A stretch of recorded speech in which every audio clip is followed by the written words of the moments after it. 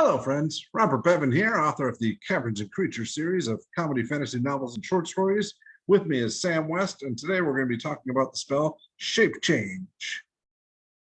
All right, I guess the biggest question is, for me at least, how is this different from True Polymorph? These are both 9th level spells, correct? This is a wizard spell, druid spell. I think True Polymorph is like sorcerer wizard or something. So this is different spell lists, but it's both still wizard spells. Big difference. Well, there's a few. The main one is that Shapechange takes the best effect of True Polymorph, which is the ability to turn yourself or a buddy into a CR 20 1918 monster. It does that, but it limits the things you can do by the new form. So the new forms with Shapechange have a very crucial line of text that says, you transform into an average example of the creature without any class levels or the spellcasting trait. In exchange for that taking away, so Shapechange doesn't have that, or has that text. Sorry, Shapechange has that text. True Polymorph does not. True Polymorph, you can turn it on automatically, get the full spell list. Ridiculous nonsense there. In exchange, you retain all of your spell slots. You retain all of your class features. You are still your full class. And in addition, you can transform as an action into anything else that you'd like. You can spend an action to just become a new form. We talked about animal shapes being able to just turn everyone into random CR 4 or 5 or lower beasts. And this time you can say, okay, I'm an ancient white dragon this turn. Next turn, I'm the mind flayer. Next turn, I'm the whatever else you've seen that has a huge quantity of hit points or cool abilities and whatnot, while also maintaining all of your spells, while also maintaining all the other class features that you've been getting. If you're like a wildfire druid, you still have your wildfire companion. They give full control of all that fun stuff. And it lasts a full hour. So you can do some pretty banana stuff with this. It is the best effect of True Polymorph with a little bit more restraint on it, because it also asks, True Polymorph has the awkward question where you have to go with your DM and be like, okay, what am I allowed to True Polymorph into? Because it doesn't come with a lot of like things and rules telling you what you can and can't turn into. Shapechange very clearly says you have to have seen the thing you want to transform into. So you can't go into the monster manual delving for whatever's the coolest thing. If you haven't seen a solar, you can't turn into a solar. That kind of effect, right? And we're left with a lot more. This is, to me, a fair version of True Polymorph in that the ways you can break and abuse it are a lot less common. This isn't going to be something that your DM has like no way to interact with. They can very clearly be like, no, you haven't seen that. You can't turn into that kind of deal. At the same time, as long as you can maintain concentration on this is kind of infinite hit points. That's pretty good because you can just keep shape-changing into things with 200 plus hit points. And that seems pretty solid because the odds of you taking more than 200 damage in a round seems laughable. So yeah, that's the kind of power we're talking about here. Concentration is a neat balancing factor all around. I think this is you do get your hit points back. Spell. You get your hit points back when you change. Yep. You assume the full statistics of whatever it is you turn into. An average, an average specimen of that? Yeah, whatever it's called. But yeah. I guess an average mind flayer. Hit points. That's that's pretty good abuse, I suppose.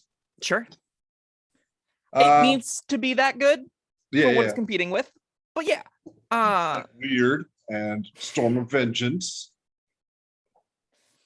Foresight is another one that is comically bad. So this is definitely better than all three of those. I read somebody, it was thinking guy that just did a warlock leveling guide. I think he just said as one of his favorite spells was Foresight. I'm gonna have to go back and read that. I can't see it. Have we covered that? But that's okay. We haven't covered it yet. We'll get there when we get there. Yeah. The problem with exploring spells like Shapechange and True Polymorph is most of the time it'll break down into, well, what things have you seen and how good are those things? Because the spell is like deeply related to those, right? If you've seen a lot of high CR stuff, if you've seen, Epiphanies when you're level 20, if you've seen a bunch of level CR 15, 16 elementals and demons and angels and whatnot, this spell's going to be very good. If you're predominantly facing against like CR 11 and 12, just more quantities of them. If you're not like cataloging all of the giant big bads, if you're playing against a lot of custom monsters that your DM doesn't necessarily have statistics for or CRs for, this spell suddenly becomes very wishy-washy in its usability. It's like, oh, we did fight against a giant, quad-headed pig beast that breathed flames and had, 12 snake tails. Can I turn into that? And the DM has to be like, I don't know what CR that was. I don't have a stats for it. I guess I'm going to figure that out right now. And then you just do it. And that's neat. That's a cool element of the spell. This is kind of like you get to play the villains, and I think that's a really fun. Like, I love in video games and everything that you play as Bowser. And I love in video games when you get to play as, you've seen and done the monster thing, and all of a sudden it flips it, and now you are the monster. And I think it's a neat gimmick, and this is that gimmick for sure. All right, man, I don't usually get up to these high tiers. I don't have a lot to say with the spell. Sure. You got anything else? Well, I mean, there's a lot here, and again, unfortunately, all that comes down to like the things you've seen. But at minimum, what I can say is this: you can basically spend actions to reset features, which is really bananas. So if you have like let's say you see a white dragon, breath weapon normally has a recharge. You shape changing into a new average version of a white dragon resets that breath weapon. Yeah. So you can conceivably every other round fire off. If you've seen an ancient white dragon, if you have, I'm sorry, I don't know if ancient might be too high CR, but something very high CR with one of those cooldown abilities, whether it be an adult, red dragon, or whatever, you can conceivably just have that every other round, which is ridiculous. Like, that's absurd amounts of damage. We're talking like in the 20, 25 D6 damage categories typically. You can do that every other round for a 9th level spell slot. It's quite good. Game breaking? Probably not. Other 9th level spells definitely break the game more than that. And again, the DM has really finite control over this kind of problem. It's definitely in hindsight control, but this isn't going to be like, oh yeah, jump into the MM and grab the solar ability over and over and over again. This isn't going to be like something bananas busted. It helps that you get your whole spell list.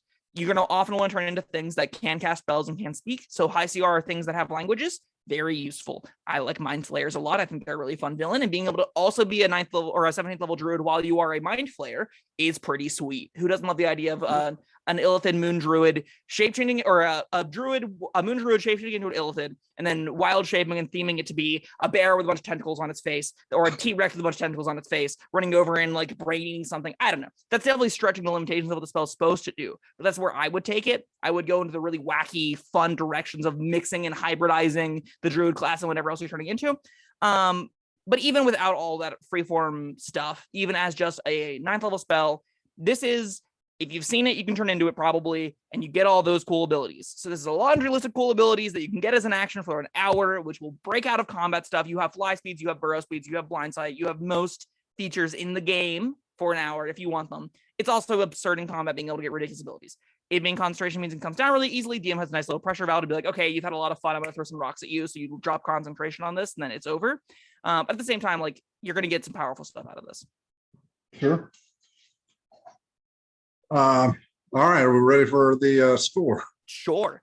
4 out of 5. It's weird that I'm giving such a powerful like 4 out of 5, but there's a lot of balancing factors here, and it can warp the game. As a DM, you're going to have to think about it, but it's not true polymorph. This isn't anything near the we have to have a conversation about this spell kind of levels of power. So yeah, 4 out of 5. I think this is a very serviceable, powerful 9th level spell. I will defer to your wisdom on this one. Yes. Cool. All right. All right. That was Shapechange, everyone. Thank you, Sam, and thank you, everyone, for listening and watching. We'll see you next time. Bye-bye. Thank you for watching. If you found this helpful, informative, or entertaining, I'd really appreciate it if you hit the like button below. You needn't smash it. A gentle tap will suffice. If you want to see more videos like this, subscribe to the channel. And make sure you check out the links in the description, where you'll find my Caverns Creatures series of comedy fantasy novels, Sam's full review of the spell, and other fun things.